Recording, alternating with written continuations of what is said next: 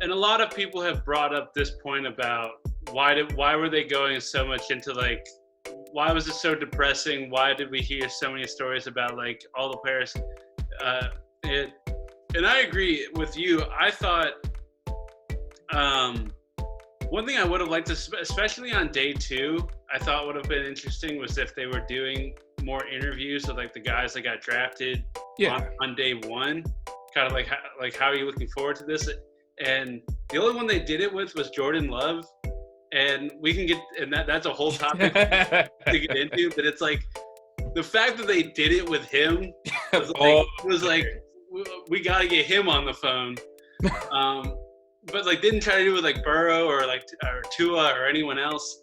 But I kind of think one of the reasons they went down this path was because you had like the players with their families like in like there, so like and like into everything that they're saying live, and it's like, say you're asking like tough questions to one of the players and they don't have a good response, or they say something like about another player, or you know they start breaking down the pick too much and they start like talking shit about like some of, like the players that are getting drafted. It's like their families are on the screen.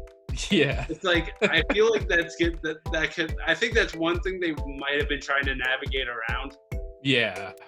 The surprise for me definitely was at first, definitely the Eagles' 2nd round pick with Jalen Hurts as quarterback. Mm-hmm. And it's not like surprising the fact that I don't understand the pick. I understand why they did the pick. It's just the fact that it was the fact that they did it as high as round 2, and it was the fact that it was Jalen Hurts. Because, yeah, we all know like Carson Wentz is injured or he gets injured a lot. And the fact that they needed to have a solid backup, because with all the backups that they've had so far, they've all been these 42-year-olds that's not going to take them over the hump anymore. Yeah. And they already let their Super Bowl winner walk away. So they're going to have to try and at least get some kind of quarterback that can take things over just in case. It's just the fact that they said that they talk, and what's weird is that they talk to Carson Wentz about it, and apparently Carson Wentz is okay with it. I don't know how truly okay he is with it, because if you're really supposed to be the franchise quarterback, to where he's 27, you would think that he would be a franchise quarterback for at least another 5 years. But with this pick, you're wondering, is he going to be there another 5 years? Is he going to be a starter another 5 years? Yeah. I think from the Rodgers standpoint, it's like I have 4 years left. We were, we were one game away from the Super Bowl. You've never drafted a wide receiver or tight end since I've been here. Yeah, exactly. That's what I was going to go. It's just like, where's the help that he's supposed to get, that's going to help him get back over the top again? And the thing is, like, what a time it is for them to do this, because then you have Tom Brady who went to the Buccaneers. So, like, he's watching that and being like, I wonder how well he's going to do here. And if he does well there, he's probably going to be like, you know what? Why can't I just go somewhere else where there are better receivers, a better protection for me, Well, I would look at that right now and go, if Brady, like, if I would look at the New England situation all the same. It's like they decided, but like they were at least up front with Brady. I guess that they kind of like played with him throughout the years, but a little bit. But it's like I would look at that situation and be like, oh, yeah, Brady like split on you, like.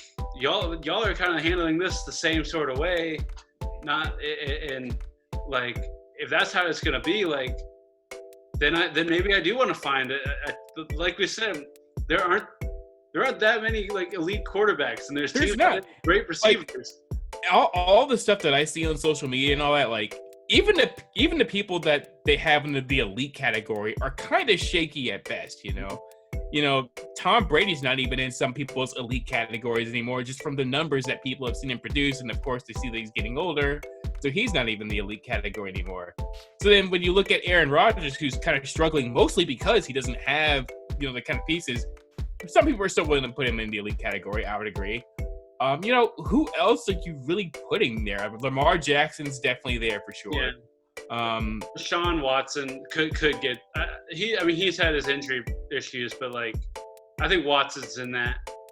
Yeah, because the more we talk about the Patriots, the more interested I am in seeing how they go more than like anybody else, really. Yeah, this is going to be fascinating because this is the thing that every year, as a Browns fan, we always do the thing like, we've had 29 quarterbacks in the span that the Patriots have had one, and we always do this thing like, it's in a league where like there's no lottery for draft picks. There's no like, in order to, the league is set up for like, if you're bad, you will get good draft picks and then get good and then be able to beat the good teams. And somehow it's just it's because Belichick he steals all of our players and wins Super Bowls with them. But it's just like this perplexing thing is, how have the Patriots been able to do this with late first-round draft picks, sometimes no like first-round draft picks, just finding the right guys every year? And now they have a reverse Oakland where like people go to Oakland to die. Yeah. But then like you would think that the players that the Patriots grab are the same way, but they end up turning them into stars. Like, it's weird. Even though a lot of people aren't really ecstatic about some of the picks that the Falcons made, I think the Falcons did a good job just addressing their needs. And I think that addressing the need is all they really needed to do to kind of get them back into the spot that they need to be in order to really compete. They have another linebacker in Micheal Walker that's hopefully going to at least kind of take over to where Devondre Campbell was. You have DeMonte Casey. Casey is finally going to be in the safety position again, a position that he really thrived in and made the most picks in. And so that's really going to help them be where they're at.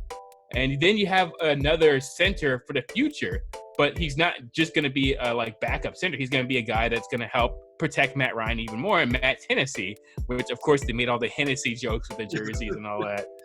But I think this is a good draft by Dimitroff. I think it's one of the more underrated ones it's going to have. And not just to say that they just made the perfect picks for the perfect players and all that, but I think they drafted a lot of guys that can do more than one thing. They have a lot of people that have hybrid roles, and Quinn loves to do that. Quinn loves having players that have hybrid roles.